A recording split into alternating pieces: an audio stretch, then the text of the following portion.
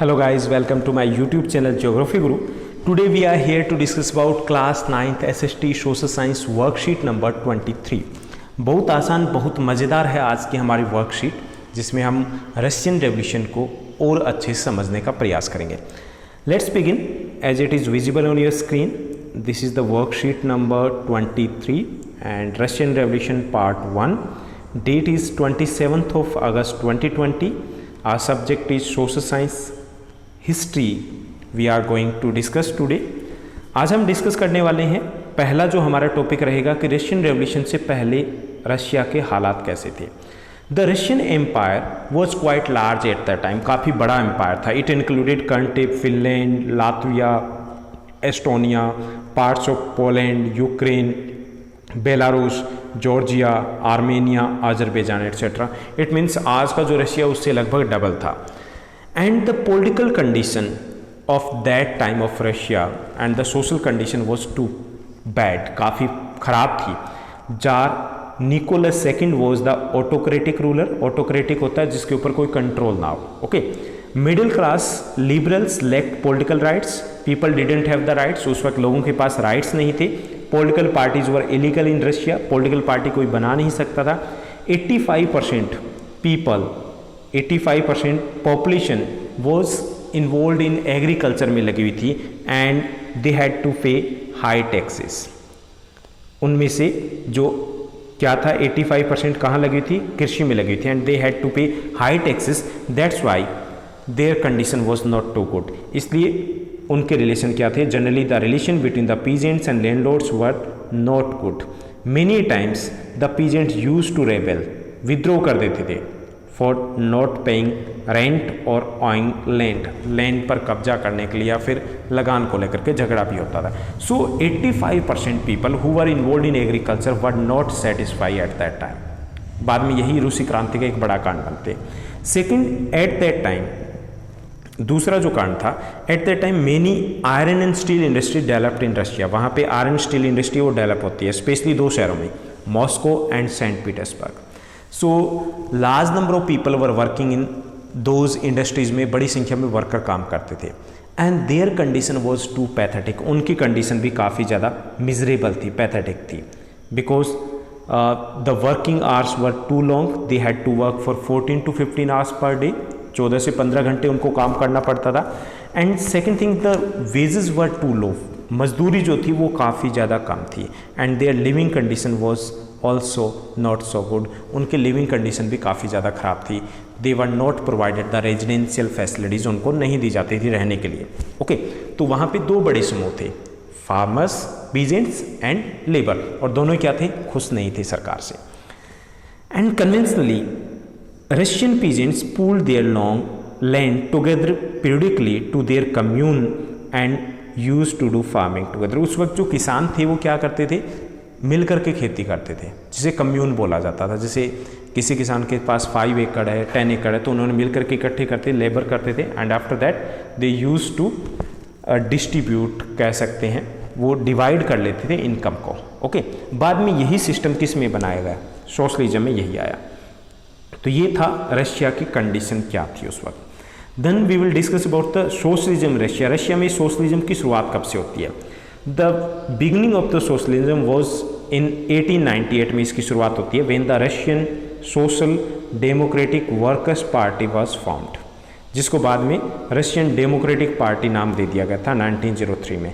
And this political party was divided into Bolshevik and Menshevik में divide हो जाती है. बोल्शेविक के लीडर बनते बाद में लेनिन, और यही लीड करते हैं रशियन रेवोल्यूशन को. ओके. तो शुरुआत कब होती है? 1898 से. देन एक और इम्पोर्टेंट टॉपिक है ब्लडी संडे एंड 1905 रेवोल्यूशन. 1905 में भी एक क्रांति होती है रूस में, वो छोटी क्रांति होती है, और उस वक्त ब्लडी संडे की घटना होती है. तो वो क्या है कि the labour workers were not happy because of long working hours and low wages. So they organised a movement. उन्होंने एक मूवमेंट ऑर्गेनाइज किया and they demanding for 2 things. 2 चीज़ें डिमांड थी, बेटर वेजेस, अच्छे वेतन, एंड फिक्स्ड वर्किंग आवर्स के 10 से 12 घंटे काम करने के निश्चित होने चाहिए.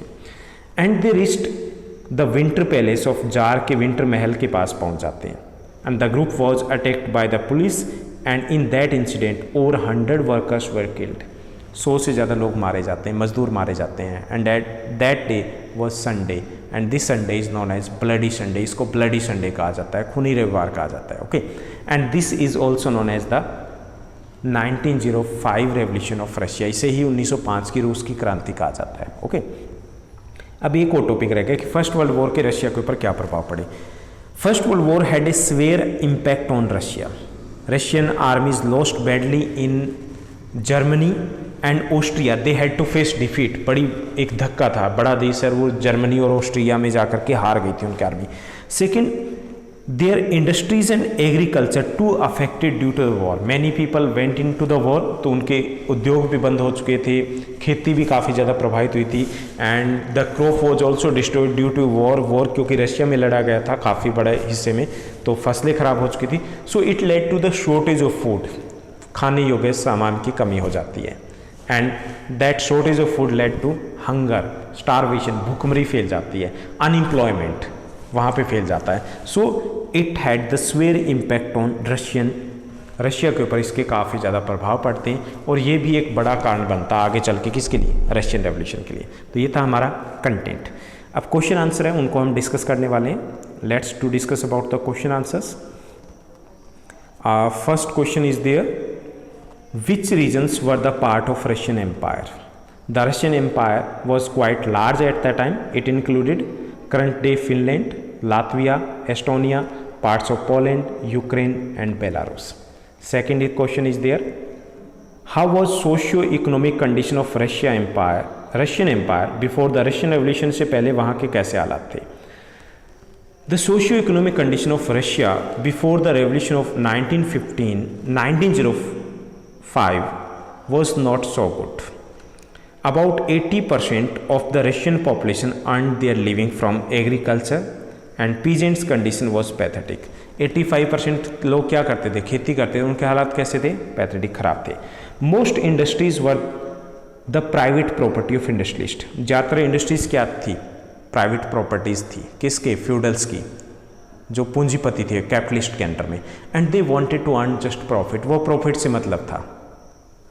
Third, in craft units and in small workshops, in small industries, in all the industries, the working day was sometimes of 15 hours and workers were low paid.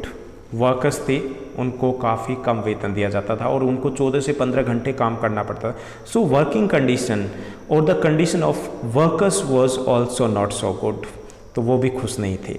Accommodation varied from rooms to dormitories and workers living condition was of poor quality. उनको रहने के लिए भी ठीक से कुछ नहीं दिया जाता था। During the First World War there was food shortage in the country and that led to the starvation. Food shortage हो जाती है देश में और उसके बाद वहाँ पर क्या होता है, भूखमरी फैल जाती है।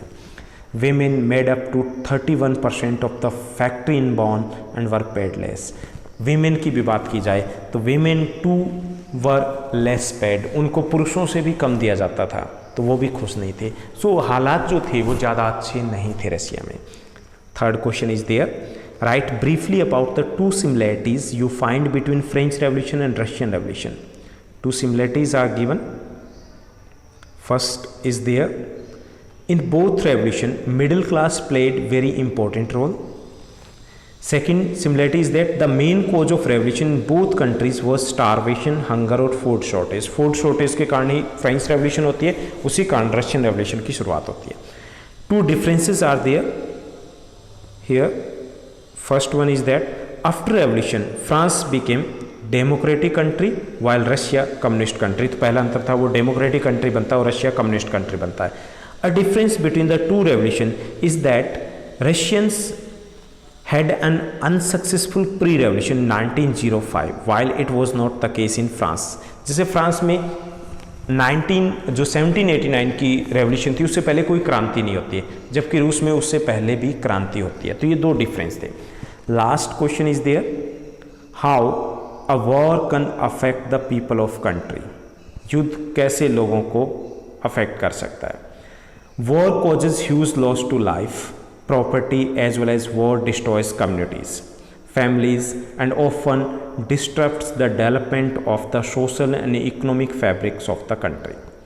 The effects of war include long-term physical and psychological harm to children and adults. तो वॉर क्या होता है कि war causes huge loss to life and property, लोग मारे भी जाते हैं, प्रॉपर्टी को भी लॉस होता है, as well as war destroys communities and families, लोग समाज सब टूट जाता है, and often disturb the development of the social and economic fabric of the nation, it also affect the development of the country, देश का विकास रुक जाता है, and the effects of war include long term, ये तो तुरंत के थे, लॉन्ग टर्म में लोगों की साइकोलॉजी, उनकी मानसिकता, उसके ऊपर भी असर पड़ता है, specially on the children, and as well as reduction in material and human capital, और देश में वस्तुओं की भी कमी हो जाती है, and that led to inflation, महंगाई बढ़ती है।